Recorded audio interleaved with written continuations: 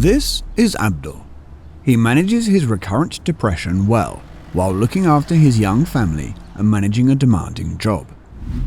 Unfortunately, when his mood deteriorates, he feels unworthy of help and finds it hard to reach out to loved ones or services. This can lead to a mental health crisis.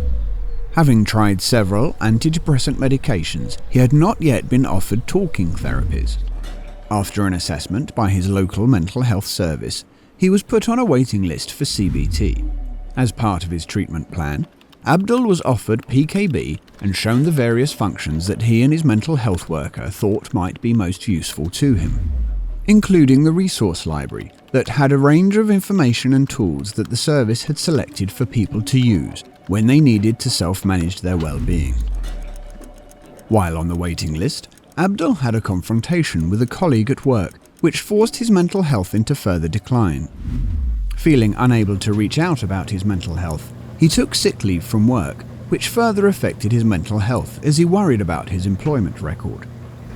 Abdul just didn't feel able to contact the service by telephone.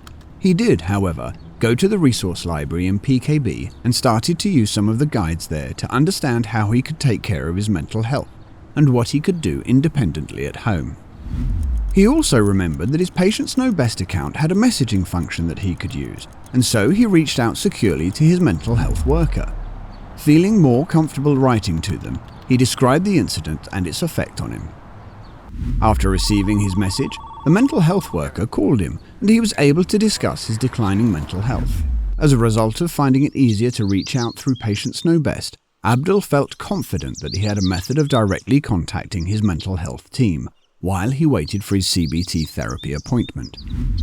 Knowing there were tools he could access at any time if he felt his mental health declining helped him to feel more in control of his well-being. Abdul was able to return to work and continue to self-manage his well-being until he could start his CBT as planned.